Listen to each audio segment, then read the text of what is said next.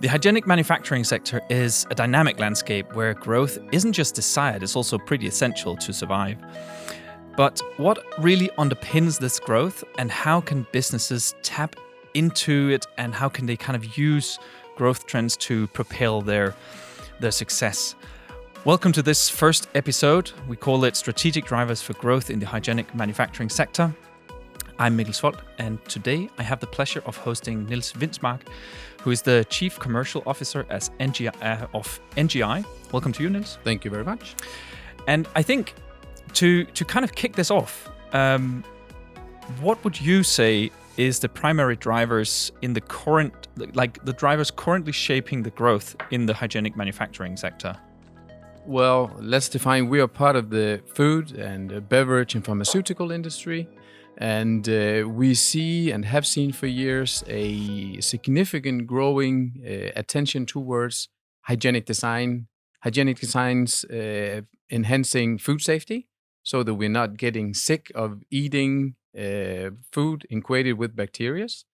And having a hygienic enhanced design is optimizing the resources that the industry uses in terms of cleaning. Mm-hmm. So there is definitely multiple advantages that can be taken if you have a active approach towards using hygienic design on your machines. And just to be super clear about it, because also this is the first episode, yep. What does hygienic design even mean? What does that mean? Well, hygienic design means that if you think of a poultry, a meat production, mm-hmm. there's going to be a lot of blood, there's going to be a lot of organic material.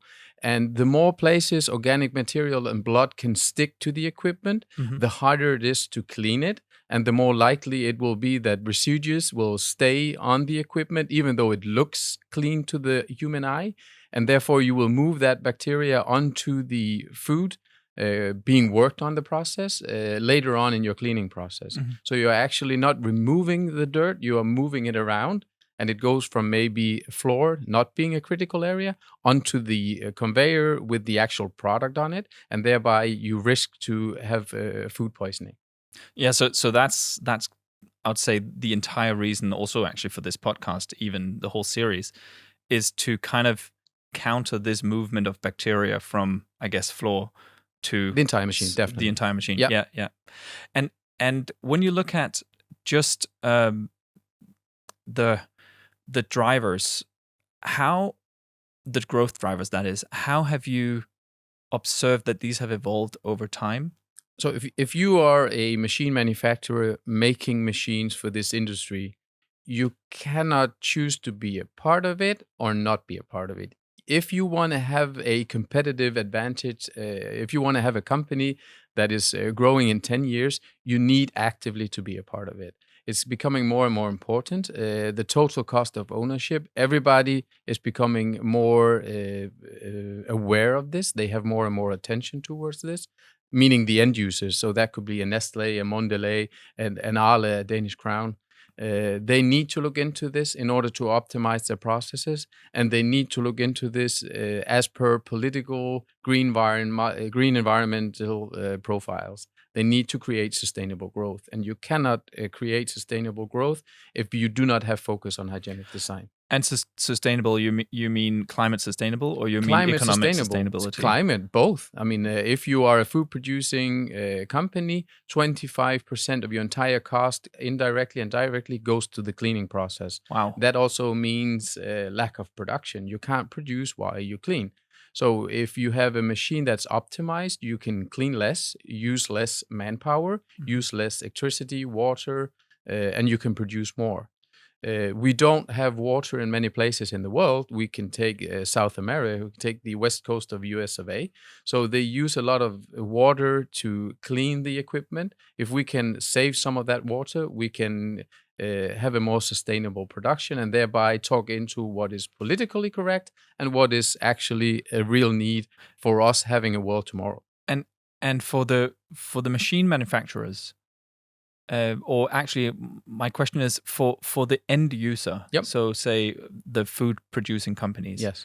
How would you say that this entire environmental footprint, all of this. How has this moved on the, so to say, strategic agenda?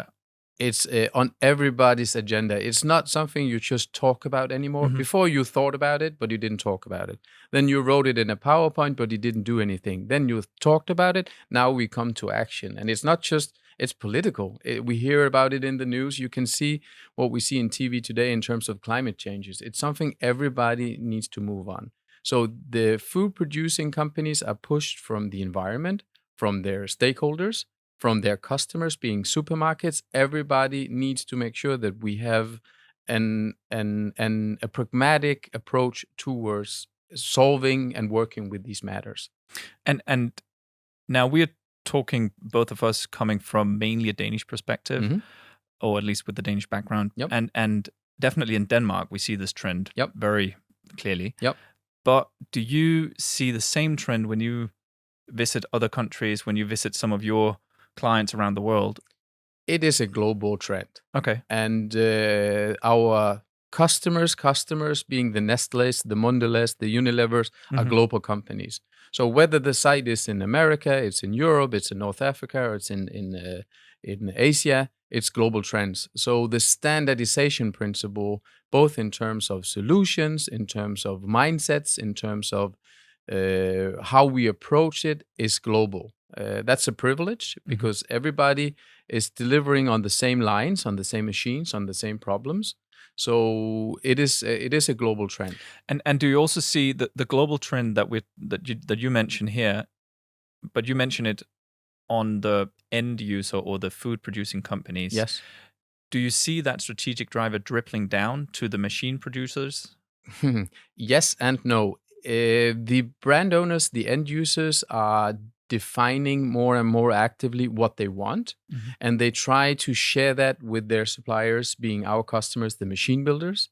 Some machine builders are very pragmatic and willing to change behavior, looking into new innovative solutions, but not everybody. So it's definitely a competitive advantage being able to know and have insight in what is going to be tomorrow's needs, being able to convert that knowledge into change behavior in how to approach hygienic design, how to approach changing and upgrading of existing equipment, how to convert ideas and needs into real products, how to apply them, and how to sell them. And and to push this transition, what do you think needs to be done? Well, what we are doing is we are knowledge sharing a lot. So we tend to talk to the entire stakeholders in the supply chain, our direct customers being machine builders. Then we talk to the brand owners, being the food producing companies. We talk to supermarkets having to sell the products that also have a stake in this. We talk with the certification identities, USDA, EH, and 3A. And we try to combine all this knowledge in some parameters that we can counsel to our customers that they can change their behaviors and become more competitive. So knowledge sharing is a very vital thing.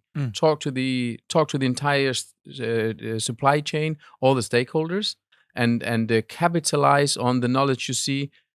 But it's not just something you need to see and talk about. It's something you pragmatically need to do something about. And how do you get over that barrier? Because that I guess is like the strategic transitioning. That is the main barrier. That is going from the PowerPoints Yep. to the actual action on the floor. Well, so it's top down, right? So management, the leaders, the owners of the companies needs to acknowledge that they have this issue, need to acknowledge that they might not be good enough to go from the PowerPoint to a pragmatic action plan. They need to, once acknowledged, they need to find the manpower that are willing to convert ideas into action. And then they need to have specific programs transitioning from action and actually getting it done and following up on it. And that's where we help a lot of our customers to talk about how they approach the design changes of an existing machine, how they make sure that they convert the needs of their customers, brand owners, to actually be a part of the solution for the new machines. So it's very much about knowledge sharing. It's very much about being active and and not proactive, not just reactive. Many machine builders are reactive. They do not change anything before it's actually demanded by their customers. But if you deliver a machine that is in a high-risk, clean area needed zone in a food production facility, I won't say you commit a crime, but you do something that's definitely putting the risk of the company you supply to in a great danger. And now you talk about knowledge sharing, and we're picking that topic up in a later episode also. Yes. And you often hear that technology is the answer to different problems. Yep. Is there a technological answer to like pushing this growth for the machine builders? What technologies would you point to? Technologies. It could be like in practicalities to see if you do this with this new kind of method. Well, methods. I mean, they're teaching optimized hygienic design at university, so we need to start with the behavior of the engineers who are designing the machines and solutions in order to support this method. We need to make sure that people are aware of the certification identities, so that we actually, because the certification identities define what has to be modified in order to optimize the hygienic design, but they're not converting the concept into a product. So basically, it's manpower. I mean, technology is one thing, but it's very much the human beings, the engineers, and commercial, and the nerds, the bacteria nerds that has to sit down and together convert ideas into very often low practical, hygienically optimized solutions. And to me, this sounds like there's going to be a lot of investment in changing processes, changing production lines. Not No? necessarily. It's small things. I mean, it's not in the beginning. If you take components, a very, very small part of the total supplier is hygienically optimized, they are more expensive. But the total cost of ownership, the return on investment, if you buy a more expensive piece that will save you everyday life, the return on investment is relatively short and very, very effective, actually. And the total cost of ownership starts to be a concept much more known to the industry than we've seen before. So it's small things that can do a big change, actually. And here we're talking about the total cost of ownership of the machine. So that would be the brand owners. Yeah, the brand owner Yeah. needs to invest. He needs to Yeah. pay more for hygienic equipment. But he's aware of it and he's willing to do it because it's both economically, environmentally, and politically correct to do it. He needs to do it. It's not a question of either or. Either he does it and he's competitive in 10 years, or he's not. That's actually a pretty good segue to my last question, because as we look forward into, let's say, the next decade or so, how do you see, or what drivers do you see have the most potential to drive growth for machine builders and I guess also consequently the brand owners, the food producers? Many things, but definitely what we need to, it's not just product. I mean, I think it's going to be much more intelligent products. We will see intelligent things on the line. We are making components that can pick up data and transfer data to a knowledge sharing online center where you can measure different processes and optimize and do proactive maintenance. So definitely intelligent machines that will close a communication and thereby improve and following up on if what you've done work, and if it doesn't work, you need to know that so that you can fix it proactively. Because otherwise you'll end up with a production lot of food that has to be recalled, and that's very expensive and unwished for everybody.